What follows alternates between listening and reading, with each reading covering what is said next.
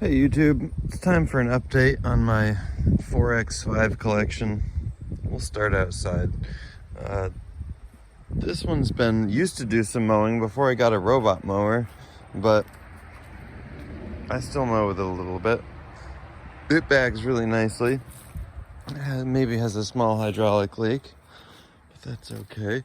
This 425 just runs around naked without any deck on it, no attachments.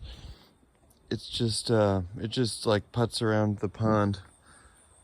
Got a trail around the pond perimeter, which is pretty cool.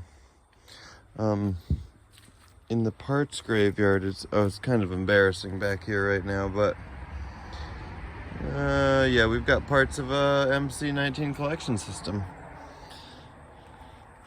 All right, we've got 1934 hours on this one. Looks like it's got some hydraulic hookups right there. All right. So these are the two that are outside right now. Just ever so slightly neglected. I just purchased a 425 with a loader on it and a rear PTO, and this deck came with it. So that's a 54-inch deck that I just acquired a couple days ago. All right, here's the ones that we try not to let get wet very often. It's a 455. It's a great mower, but it's set up for a snowblower usually.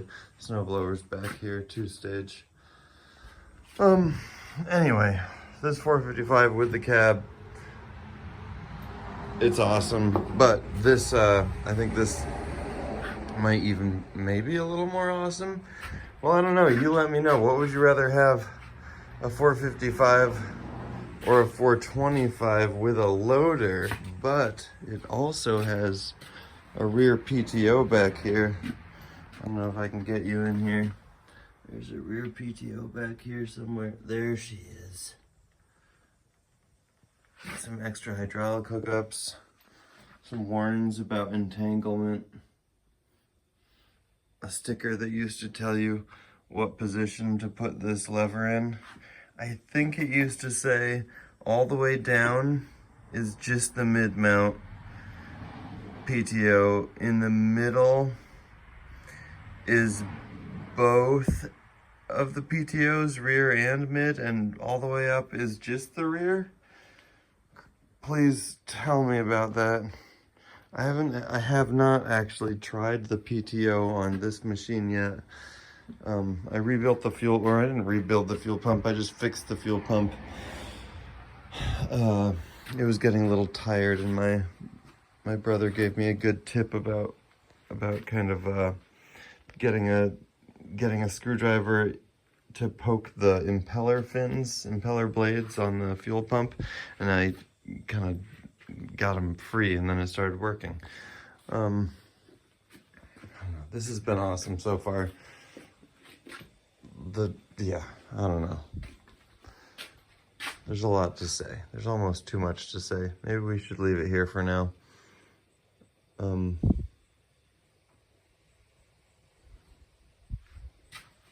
This airbox at some point with the previous owner, it got a little hot over that side and part of it melted. Probably looks like maybe a small fire or something in the engine compartment, because it's kind of, yeah, got a little toasty roasty right there, which is the same spot right on this side. There's some duct tape holding it together there. So I've got a new airbox. And by new, I mean an old, where is it? Where did I put that airbox? Oh God. Forgot where I put the airbox, but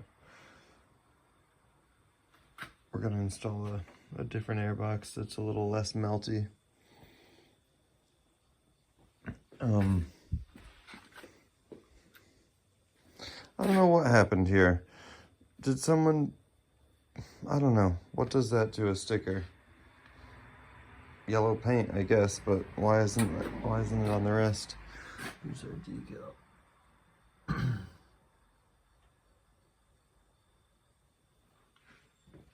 So this tractor is a 93. So being a 93, it has this air filter, and it also has a shut-off solenoid that uses these two little hoses that you can actually see right there. They go to the carb, and I think it starves the carb of air rather than shutting off the fuel. I don't know exactly what it does, but it's the 93 version is my point. Oh, my brother made me a new throttle lever on his 3D printer, and I think that one looks pretty nice. To give you an example of what usually happens, here's an original throttle that someone's fixed in the past, but those used to be white. Now they're just a darker shade of red. So that's an original handle that's breaking that someone fixed pretty nicely. And this is a 3D printed handle. I think the 3D printed one looks pretty awesome. It just doesn't have the rabbit and the turtle. Other things that I'm gonna have 3D printed, I think I'm gonna do a reverse pedal upgrade so that goes down a little farther, but I'm just gonna do the slip-on kind because I like the style. I like the weird shape. What else are we gonna do? Well, things I have done, I put a new light switch in, got the lights going. Maybe you want to hear this one start up.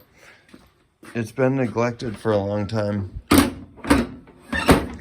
And it's still, honestly, it's still burning off its like first gallon of fuel with me, so anything could happen is my point. Here we go. It's like 90 degrees out, so I think maybe no choke, no throttle. Yep.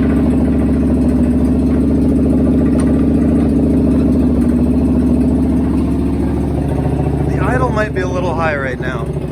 I'll adjust that momentarily. That's the 425. Recently picked up, recently acquired.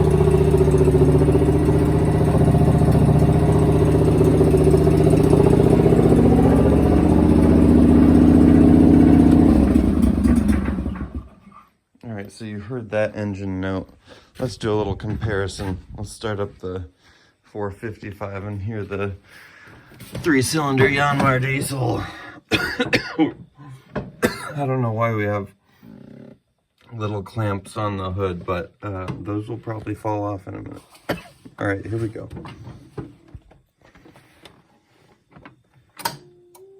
Glow plugs will only need a second. There we go.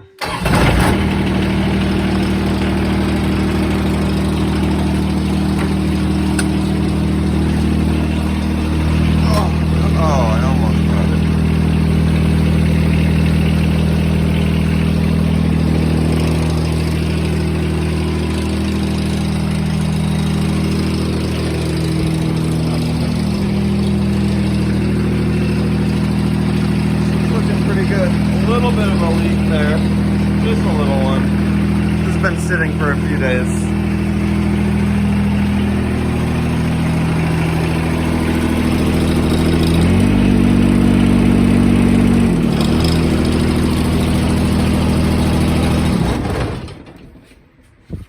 All right, well, that was a little sound test. Difference between the diesel and the gas. All right, so those are the indoor machines. Now you see what I'm working with. If you're into Lotus bikes, we also have a collection of Lotus bikes and one lemon peeler in the mix here. A lemon peeler, one Trek, and the rest are Lotus. All right. That's pretty cool too. I think that's it for now. Projects. I think the next, I don't know, I should prioritize my things, but it would be cool to put the bigger seat style on that 425. This is the suspension seat that comes with the 455 and 445. And it would be nice to have that suspension seat over here also. So I don't know how I'm gonna do that. One way I could do that is if we robbed it off of this one, you know?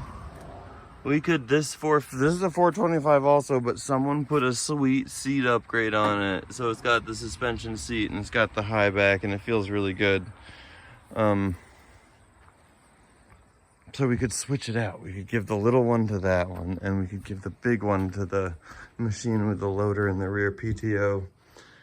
Or we could just buy new stuff on eBay, new old stuff on eBay and just do this slowly. And then we'd have an extra seat. I don't know. I know lots of people have parts collections, but my grills are up there. I'm just starting. It's just a small collection so far. Not too much. All right. Well, it's August right now, so the next thing that'll happen is this machine should turn into a snowblower, and we'll put that snowblower on it. Maybe I'll film that. Starting to do some loader work for the first time. Pretty exciting. Pretty exciting stuff. Anyway, if you have any tips or tricks about the 4X5 series, let me know. I'm trying to take care of these as well as possible. Rear axle hydraulic leaks seem to be the most common issue. And hopefully I have a friend who can help me with that. Anyway, comment, like, subscribe, as they say. Thanks for checking in. We'll check back later. Bye, YouTube.